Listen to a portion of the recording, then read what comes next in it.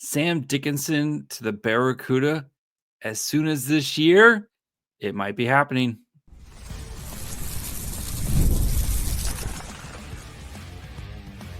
You're Locked On Sharks, your daily podcast on the San Jose Sharks, part of the Locked On Podcast Network, your team every day. Hello, welcome to Locked On Sharks, the premier hockey podcast covering your favorite team in the Bay Area. My name is JD Young, caretaker at The Reef, my blog about the Sharks with a focus on Sharks prospects. Also co-host of Locked On NHL. I want to thank you for making Locked On Sharks your first listen. Proudly part of the Locked On Network. We cover your team every day. And if you want to be an everydayer, all you have to do is just follow along wherever you get podcasts. And of course, you can watch on YouTube as well. And today we're going to be examining some new CBA rules that are starting to go in effect. One that would potentially allow Sam Dickinson to join the San Jose Barracuda as soon as this fall. Plus, we'll check out some other rules that might change how Mike Grier goes about his business when it comes to the trade deadline. And how it's going to affect the Sharks in the 25-26 season. Plus, we have the rookie Faceoff roster, so we'll go through that and start getting you ready as hockey will be here next weekend. Not this weekend, but next weekend. So, before we do all that, do want to let you guys know that today's episode is brought to you by FanDuel. Download the FanDuel app now by visiting FanDuel.com and win $300 in bonus bets if your first $5 bet wins. So, let's start with the potentially exciting news that Sam Dickinson might be eligible to play in the AHL as soon as this October. So, as a quick reminder, the previous CHL NHL agreement, basically restricted players from not being able to jump to the AHL until they hit certain requirements.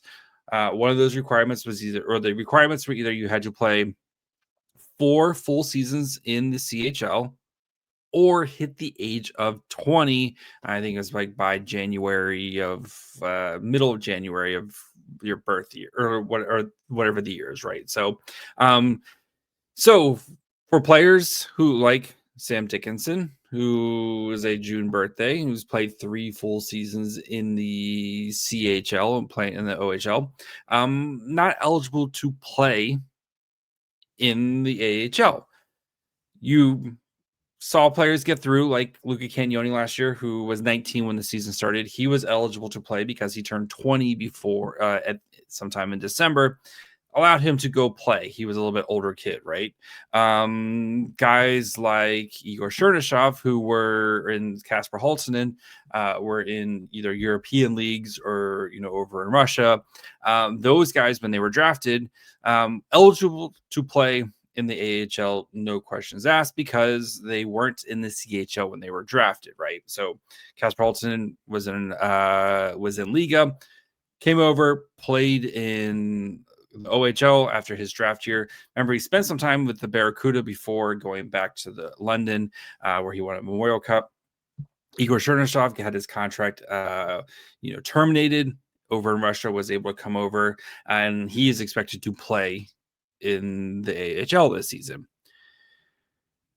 Guys like Sam Dickinson, Quentin Musty, ineligible to play. With the new CBA that's starting in the 26-27 season, there's going to be a rule that allows each team to designate one 19-year-old player per season to play in the AHL despite not hitting those requirements, this exemption, right? And this is a great move for, everybody likes this, right? Because it's not just the Sharks, right? With Quentin Musty last season, Sam Dickinson this year, you look at a guy like Becca Seneca for the Ducks. Every team has one prospect where they're clearly too good to play in the OHL or play in the WHL or wherever, and they need that next jump, but they're ineligible because they've signed their ELC. And once you sign your ELC, you're no longer eligible for college. Now we're seeing more and more teams be, not as proactive with signing their ELCs to give players options, right? And you're seeing guys jump to college and going from, it's the Wild West right now when it comes to player movement, across these junior leagues, and then with their ability to kind of have more choices, right? Where before, right, you play the CHL, then you probably go to the AHL, and then you go pro. And now it's guys who played in the CHL going to the NCAA, guys who are in the NCAA going to the CHL.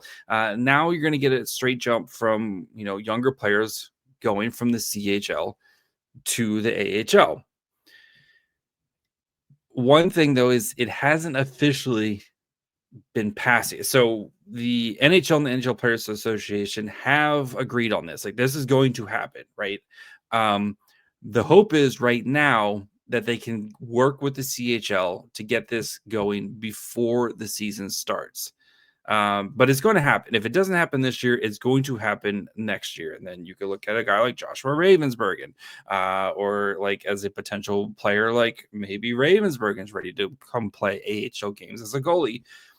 Again, like, that's a conversation for a different day, but this is a great thing for everybody, with the exception, I guess, of the CHL, who's going to continue to lose star players, but they're going to lose star players anyway, as players now just have more options, right? If they don't go to the AHL, well, I can just go to college and get used to playing against older competition. So it hasn't officially passed yet, but the hope is that this will give the Sharks another option, especially for a player like Sam Dickinson, right? We've discussed a lot this offseason about kind of what to do with Sam Dickinson. I still think, even if this goes through, Sam Dickinson is going to get at least 9 games in the NHL, where they're going to let him see how he does, and if he's good, he sticks around. Awesome. If not, you can send him to the AHL and let him continue to marinate and develop, as he gets used to playing against grown men.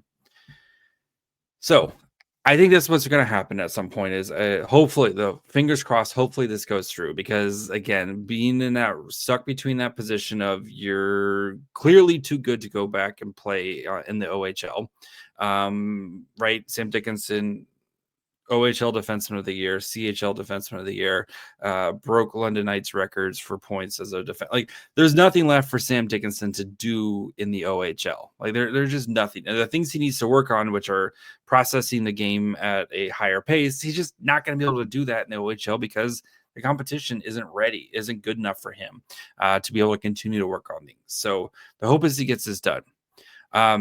And again, it gives the Sharks some flexibility where they don't have to it doesn't have to be an either or, right? This doesn't have to be NHL or OHL. You can use the AHL, which is a development league. That's their whole motto, is developing stars, like et cetera, et cetera. Like, that is their whole thing, is developing players. You can use the AHL for what it's for, and getting a guy like Sam Dickinson ready to go. What about Michael Misa? Well, he's not eligible. So part of the stipulation is they have to be 19, right? And maybe Misa, who's played 3 full seasons because he was an exemption status player, has already played 3 full seasons. Maybe you could make the case, and you saw, Shane Wright got to get in a little bit early, but I still think the plan is for Misa to play in the NHL, because again, like, you saw the Sharks successfully do this with Will Smith last year, and it's much easier to hide a forward than it is a defenseman, right? You can be better about the matchups. It's not as much pressure on a forward, especially when it comes to the defensive responsibilities, as it is a defenseman, right? So Michael Misa, I think, is still going to play in the NHL. I think you'd have to have an absolute horrific start to even consider going back to the OHL. And even then, I still think the Sharks would be like, you know what, we'll manage this. We'll get you through this. And we think that we're going to be able to we think you're still going to be a better player if you stick around. So, clearly the Sharks want to sign Michael Misa to his entry-level contract. It's going to happen at some point. And we're just kind of waiting right now on how the Sharks manage contracts here. So we'll see. Again, Dickinson hopefully playing. And if, side note, if Dickinson only plays 9 games and spends the rest of the year in the AHL with the Barracuda, his contract will slide and it doesn't officially will start until next year, just like we saw with William Eklund, right, where he played a full season in the AHL, got 8 games and then got sent back so that way his contract wouldn't kick in. We could potentially see that with Dickinson as well. And we know Mike Greer's pretty ruthless when it comes to like these type of contract things. So we'll see. But if Dickinson's killing it down in the AHL, maybe he comes like a mid-season call-up type of thing, and he kind of spends the rest of the season. So we'll see. But hopefully Sam Jose is here to stay. That's the hope. So we're going to talk about some of the new CBA rules, including paper transactions going bye-bye, as well as the new retention policy. So we'll get to that here in just 1 second. Most people can't name all their financial accounts or even what they're worth, whether it's their 401ks, properties, or investments. When you don't have the full picture, you can end up leaving money on the table. That's where Monarch Money comes in. It's an all-in-one personal finance tool that brings your entire financial life together in one clean, easy-to-use interface on your laptop or on your phone. Monarch is built for people with busy lives. If you putting off organizing your finances, Monarch is there for you. Monarch does the heavy lifting. You can link all your accounts in minutes, see clear data visuals, get smart categorization of your spending, and finally feel control of your money without ever touching a spreadsheet. Spreadsheets are for nerds. Get them out of here. And the great thing about it, too, is it's great working with your partner. Maybe you guys have separate accounts, but also want to work together towards a common goal, whether it's buying a new house, buying a new car, or just whatever your next adventure may be. It's a great way to kind of keep tabs on that growth together while still maintaining your independence. So don't let financial opportunities slip through the cracks. Use code LOCKEDONNHL at monarchmoney.com in your browser for half off your first year. That's 50% off your first year at monarchmoney.com with code LOCKEDONNHL.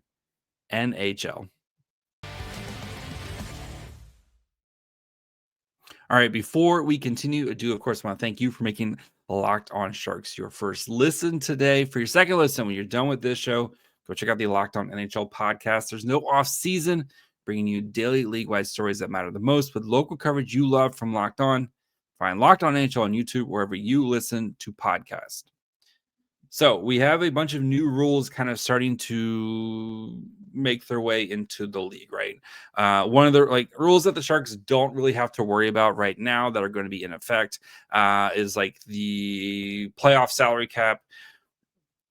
Even if the Sharks miraculously get to the playoffs, we're nowhere near the cap ceiling. So not a rule the Sharks have to worry about now, but hopefully eventually the Sharks will have to start to worry about that.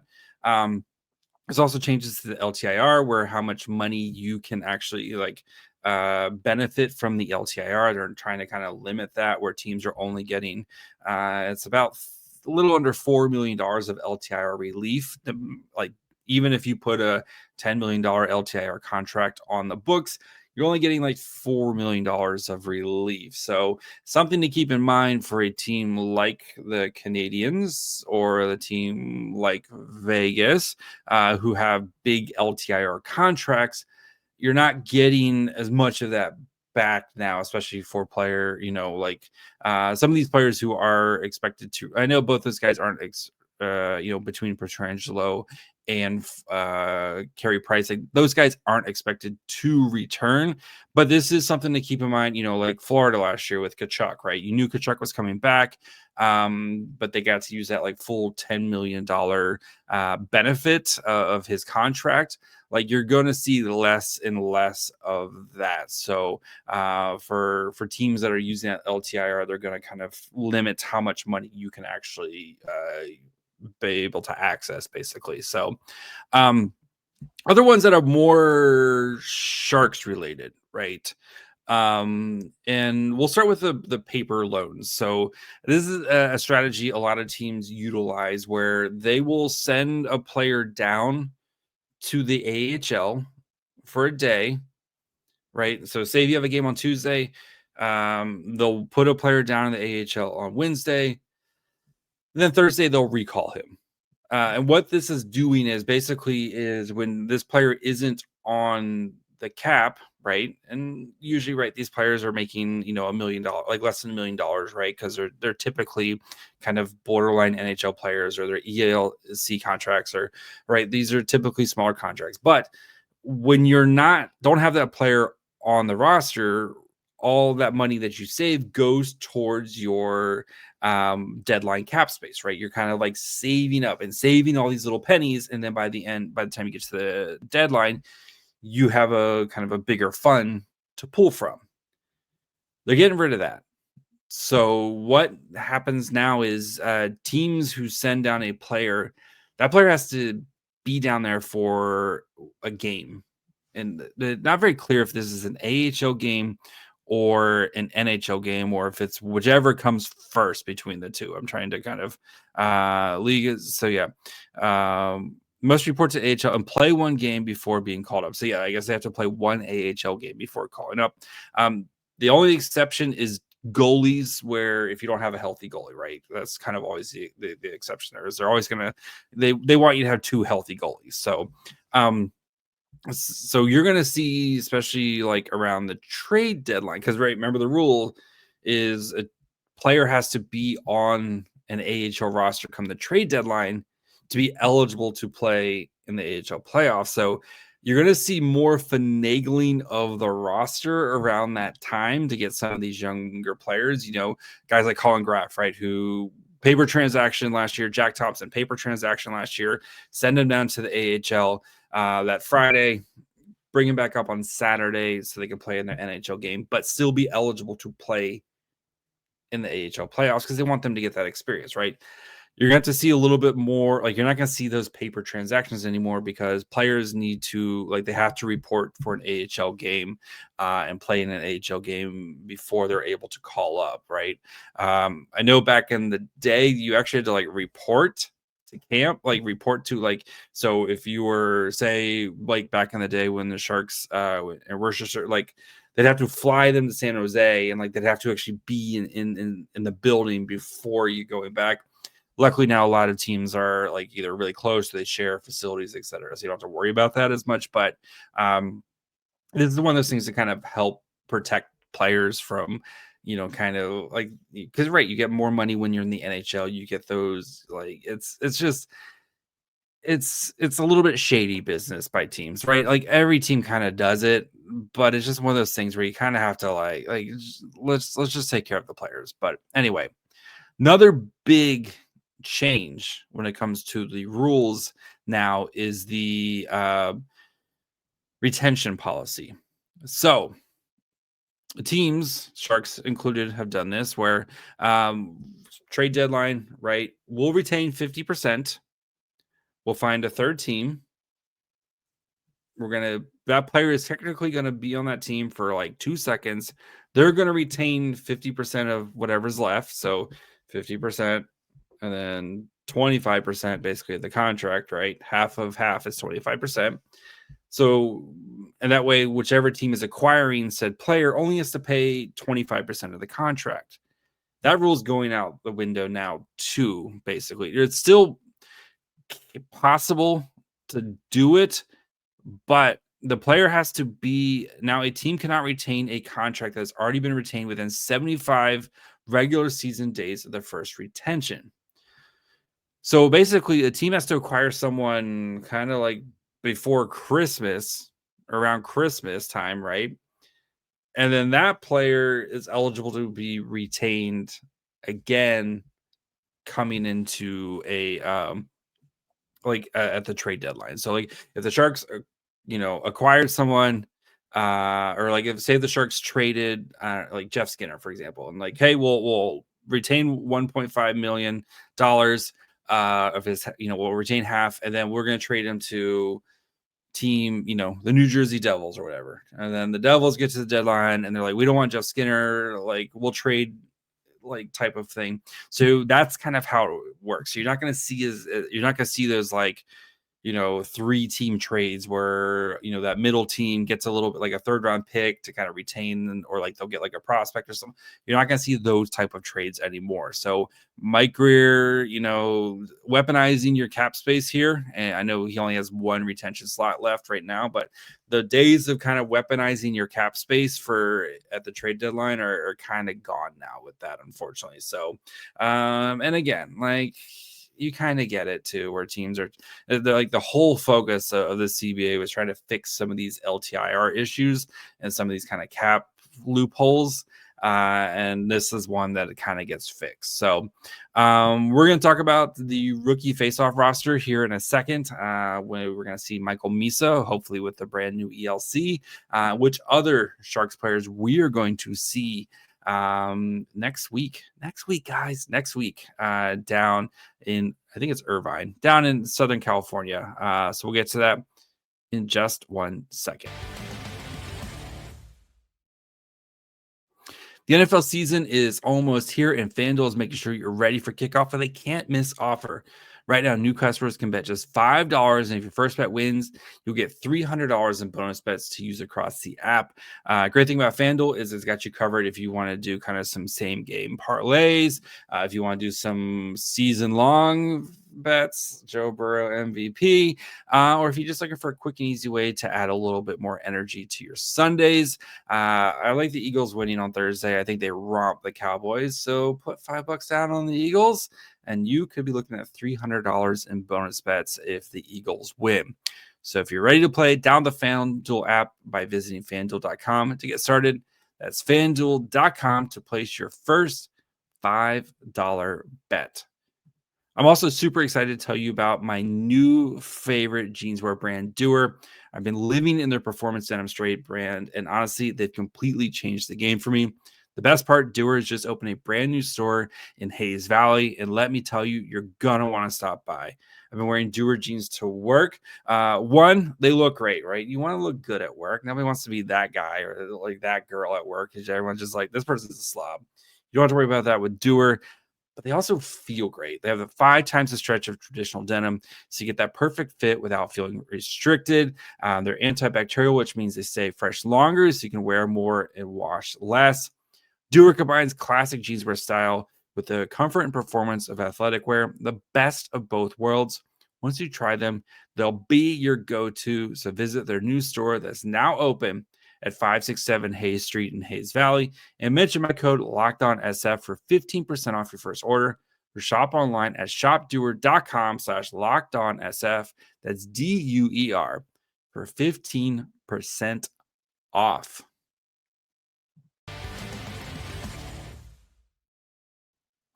All right, let's talk about the rookie roster. So, it's always nice. Just this nice, like, you've been wandering the desert all summer long, waiting for hockey. And yes, we got a nice little, like, cool sip in, July, middle of, or beginning of July, when you get the rookie showcase, like the shark. And it's all sharks on sharks, right? And it's super fun. But now get to kind of see some of these guys in action, and some of these guys who could be playing for the Sharks and should be playing for the Sharks this year. So let's get to look at the roster here. So the Sharks put this out today, or Tuesday. So forwards, Phil Beestead, Igor Chernyshov, Colin Graff, Kasper Haltinen, Max Heiss, Zach Hoban, Cam Lund, Michael Misa, Quentin Musty, Ted Merchant, Jake Stewart, Luke Torrance, and Carson Wetch. Defensemen, Jack Barr, Noah Beck, Luca Cagnoni, Sam Dickinson, Jake Furlong, Braden H., Matthias Havlin, and Haoshi Wong.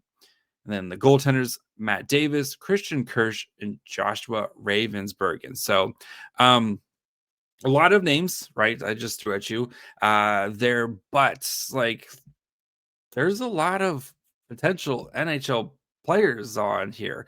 Like Colin Graff should be playing in the NHL this year. Michael Misa playing in the NHL here, right? Perform like type of thing. Luca Cagnoni's probably going to get some NHL games this year at some point. Sam Dickinson probably going to get some NHL games at this point, and guys like Bistad, Chernyshov, Musty are all going to be pushing for NHL games at this point. You would hope so, right? So a lot of fun. Like, this is going to be a really fun time here with some of these guys. I know last year, right, we had Will Smith and Macklin Celebrini, and that was like pretty sick. I'm not gonna lie, but that, like, the Sharks here have like a plethora of people that they can put out here. But really quickly, just like some of the tryouts, because there are some new names in there, some of the tryout guys here. So you have Zach Hoban, who's playing with the Ottawa 67s in the OHL. Not much production last year. He only had 4 points, including 3 goals in 51 games. But like, for these, you just kind of want to see how they do and see some of the traits there. Another tryout guy here, Jake Stewart. That name sounds familiar. Brad Stewart's son, Sharks legend Brad Stewart. Shout out to Shang, who kind of put that one out there. The USHL, he's played for the U.S. national team last year. 23 games, 7 goals, 5 assists, 12 points. So pretty decent production there. Luke Torrance, playing with the Oshawa Generals last year in Oshawa. He played 64 games, 24 goals, 29 assists, 53 points. So I think, let's see, is he eligible? He might be a potential like signing type of guy, right? When you see like Lucas Van Roboys for like, I think he's going to he's supposed to be going to University of New Brunswick this year in the youth sports, but he's 21. If he performs well, like, he could be a potential AHL type of contract guy. And you saw like a guy like Lucas Van Roboys, right, who had a really great camp last year and parlayed that into a really good AHL season and part of that kind of identity line for the Barracuda. Like, this could be another one of those type of performance where if he has a really good performance here and kind of goes in the camp, he could earn, at least at an amateur tryout. And then if he plays well in camp and during the preseason, he could be a potential AHL type of player. And he's got good size, 6'1", 198-pound left wing. And he's had pretty solid production. Like, he's had 20 plus goals the past 2 seasons in the OHL. That could be a guy that you're kind of keeping an eye on right there as a potential Barracuda player. So defensively, right, Jack Barr is another tryout guy. So he played with Harvard last year. He not much production wise, but he's 6'2", 209 pounds, right-handed shot.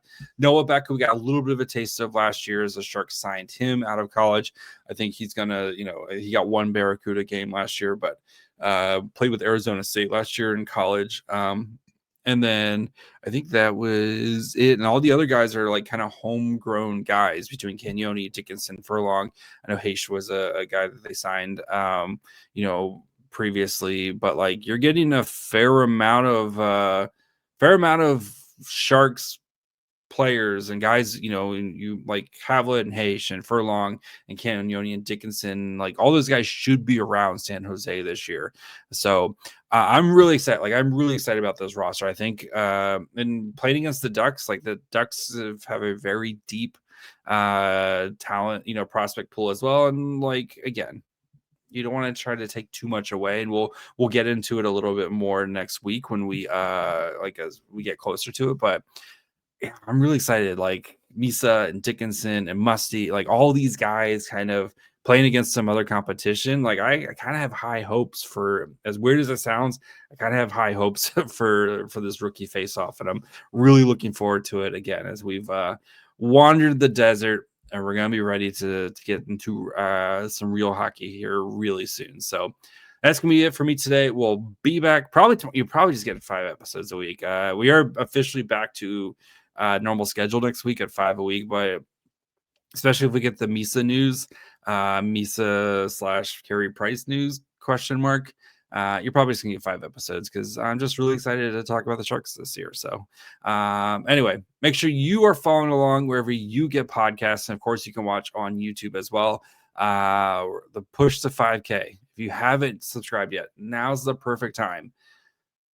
It's gonna be a really fun year, guys. A really fun year this season. So make sure you're following along. Like I said, wherever you get podcasts, watch on YouTube. Follow the show on Twitter, Facebook, Instagram, and on TikTok. We hit 100 subscribers on TikTok, so thank you guys there. Follow me on Twitter and Blue Sky at my fry hole. Till tomorrow? Question mark. Bye, friends.